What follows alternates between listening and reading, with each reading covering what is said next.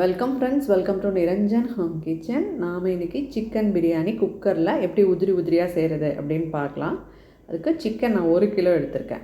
அதுக்குரிய அளவுகள்லாம் இங்கே கொடுத்துருக்கலாம். மசாலாவுக்கு பச்சை மிளகாய், பூண்டு, சின்ன வெங்காயம், ஒரு தக்காளி, கொஞ்சோண்டு இஞ்சி. இதோட அளவுகள் இங்கே டிஸ்கிரிப்ஷனில் கொடுத்துருக்கேன், செக் பண்ணிக்கோங்க. ஒரு கைப்பிடி புதினா, 3 பெரிய வெங்காயம், ஒரு கைப்பிடி கொத்தமல்லி, தயிர் 200 கிராம் அளவுக்கு எடுத்துக்கோங்க. நெய் ஒரு 5-6 டீஸ்பூன் எடுத்துக்கலாம். அரிசி ஒரு 800 கிராம் அரிசி. நான் சீரக சம்பா அரிசி எடுத்திருக்கேன். காப்படி உலக்கில் 2 உலக்கு. அதுக்கு நான் 1 கிலோ அளவுக்கு சிக்கன் போட்டிருக்கேன். இந்த அளவுகளில் நீங்கள் போட்டிங்கன்னா பிரியாணி ரொம்ப டேஸ்ட்டாக இருக்கும். அரிசியை நம்ம சமைக்கிறதுக்கு முன்னாடி கழுவிட்டு ஊற வச்சுக்கலாம். இப்போ இதெல்லாம் ஒரு நைஸ் பேஸ்ட்டாக அடிச்சுக்கலாம். மிக்ஸி ஜாரில் சேர்த்தாச்சு. இது கூட ஒரு 1/4 பகுதி கொத்தமல்லி, 1/4 பகுதி புதினா சேர்த்து, அதோட பட்டை 2, கிராம்பு ஒரு 6 கிராம்பு சேர்த்து ஒரு நைஸ் பேஸ்ட்டாக அரைச்சிக்கோங்க. தண்ணியெல்லாம் நான் விடலை. இப்போ குக்கரில் 5 டீஸ்பூன் அளவுக்கு கடலெண்ணெய் சேர்த்துருக்கேன். அதுக்கு ஈக்குவலாகவே 5 டீஸ்பூன் அளவுக்கு நெய் சேர்த்துக்கோங்க. காஞ்சிருச்சு. நம்ம இப்போ வெங்காயம், பச்சை மிளகாய், ஹோல் கரம் மசாலா எல்லாம் சேர்த்து வதக்கிடலாம். அது கூட அரைச்சி வச்சுருக்க பேஸ்ட்டையும் சேர்த்து வதக்கிக்கோங்க. ஓரளவுக்கு வதங்கினாலே போதும். இப்போ இந்த பிரியாணிக்கு தேவையான மிளகாய்த்தூள், மல்லித்தூள், ஒரு 2 டீஸ்பூன் அளவுக்கு உப்பு சேர்த்து வதக்கிக்கோங்க. காரம் உப்பும் நம்ம பத்தலைன்னா சேர்த்துக்கலாம். கரம் மசாலாவும் சேர்த்துருக்கேன். இது வீட்டில் அரைச்ச கரம் மசாலா.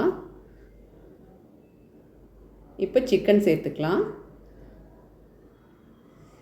அடுப்பை ஹை ஃப்ளேமில் வச்சு குக் பண்ணுங்கள்.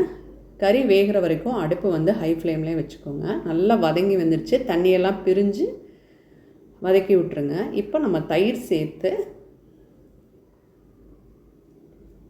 ஒரு 10லேருந்து 15 நிமிஷம் குக் பண்ணுங்கள். இல்லை தண்ணி பிரிஞ்சு வந்துடுச்சு பாருங்கள். இப்போ கொஞ்சமாக தண்ணி சேர்த்துக்கோங்க. இப்போ நம்ம 2 டம்ளர் அரிசி எடுத்துருக்கோம். அதுக்கு 4 டம்ளர் தண்ணி. இதில் 1 டம்ளர் தண்ணி முன்னாடியே ஊற்றி சிக்கனை வேக வச்சிட்டேன். இது பெரிய துண்டாக இருக்கிறதுனால நான் முதல்ல கொஞ்சமாக தண்ணி ஊற்றி வேக வச்சுருக்கேன். இப்போ சின்ன சின்ன துண்டுகளாக இருந்ததுன்னா நீங்கள் அப்படியே வேக வச்சு கொதிக்க விட்டுட்டு நீங்கள் அரிசி போட்டுடலாம். நான் பெருசாக இருக்கிறதுனால மட்டும்தான் ஒரு மூடி போட்டு ஒரு விசில் அளவுக்கு வச்சுருக்கேன். இப்போ 4 உலக்கு தண்ணி சேர்த்துருக்கேன். 2 உலக்கு அரிசிக்கு 4 உலக்கு தண்ணி சேர்த்துருக்கேன். இப்போ உப்பு காரம் செக் பண்ணிக்கோங்க. அரை மூடி எலுமிச்சம்பழம், அதை பிழிஞ்ச சாறு நம்ம சேர்த்துக்கலாம்.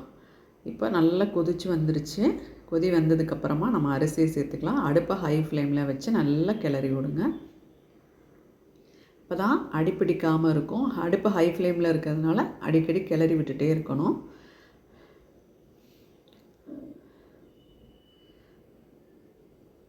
நல்லா தண்ணியெல்லாம் வற்றி வரணும்.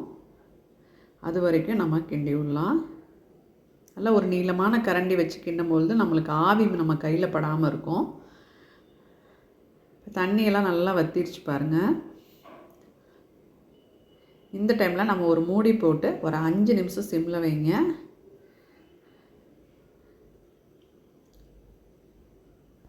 நல்லா பிரியாணி நல்லா சாஃப்டாக வெந்து வந்துருச்சு. இப்படி ஓரமாக சுற்று விட்டு கிளறி விடுங்க. அப்போ தான் அதோடய கறி, அந்த சிக்கன் கறியெல்லாம் நாங்கள் உடையாமல் நம்மளுக்கு கிடைக்கும். அரிசி நல்லா உதிரியாக இருக்க பாருங்கள்.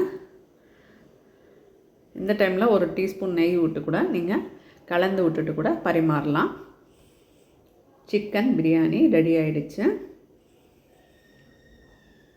இது போல் உங்களுக்கு சிக்கன் ரெசிபி வீடியோ வேணால் அதெல்லாம் டிஸ்கிரிப்ஷனில் கொடுக்குறேன். தேவைப்படுறவங்க போய் செக் பண்ணிக்கோங்க. தேங்க்யூ ஃபார் வாட்சிங்.